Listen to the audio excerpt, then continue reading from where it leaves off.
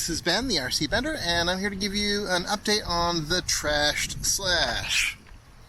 I bought this truck specifically so I have something to take to a local racetrack, Thornhill. Supersized track and facility. They traditionally run 8th scale, but those buggies are way too much money for me. So I went looking for basically the cheapest thing I thought I could run there at Thornhill, which turned out to be a $200 brushless Slash. But before I could get it to the track, I had a series of shakedown runs, and just about everything that could go wrong with this thing did. Let me give you an update on all the work that I've done on this so far. First thing I did was replace the transmitter so that I could run it with my FlySky GT5.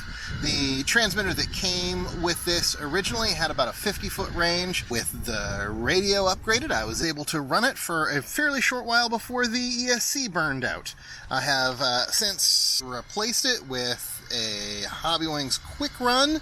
I also discovered the shocks on the old unit had bent shafts and were just generally spent as all hell, so I put a set of big bores on it. And interestingly enough, this cured a stance issue I was having. This truck previously had a front up stance which made it wheelie over backwards all the time. I just could not figure out how to correct it with shock placement. Turns out the previous owner was running rear shocks on the front. My next education was tires. The stalkers were super bald, so I bought a $35 cheapo set from Amazon, figured they would be an improvement over bald and would do the job. But I spun the centers of them round almost immediately, rendering the set unusable. I got some aluminum hexes to hopefully bite into the wheels better, and a set of Proline racing tires which I'm hoping will hold together better. And that leads me to my last big discovery. The gearing on this car was set for 80 miles per hour speed runs. This thing was way over-geared, fine for doing speed runs, terrible for an actual track. And my last important bit of education was just kind of understanding my limits. I was originally trying to drive this on 3S and just relying on throttle control.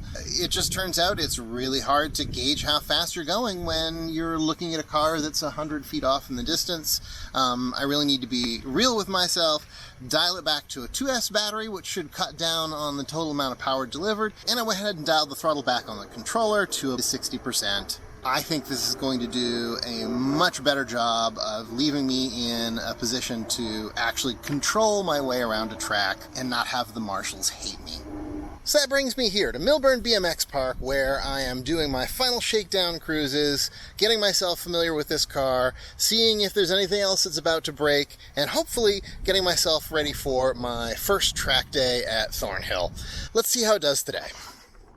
So here we are, 50% throttle rate on 2S, trying a short little track here.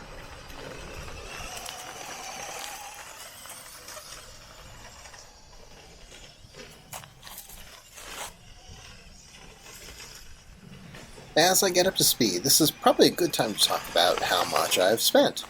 I mentioned that the car itself was only $200 on Facebook Messenger, but I did have to spend some money getting this rig into capable shape. It's fair to ask if I shouldn't have just bought a brand new brushless Slash. So I did the math.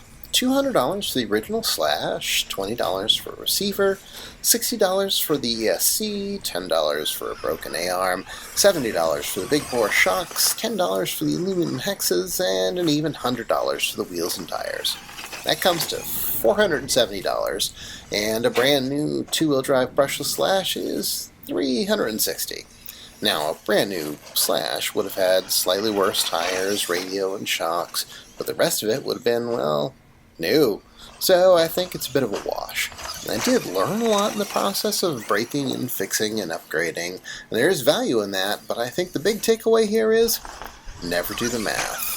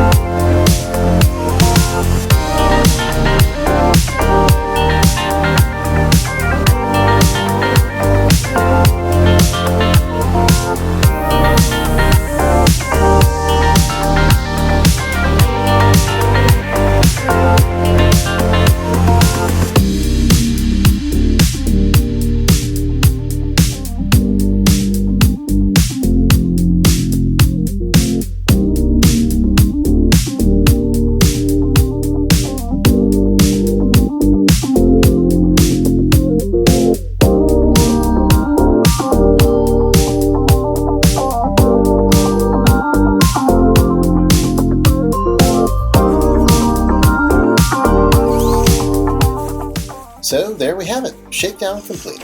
While Millburn Park isn't as abusive as the Thornhill Racing Circuit is likely to be, I think I'm reasonably ready. We'll have to see if this holds together.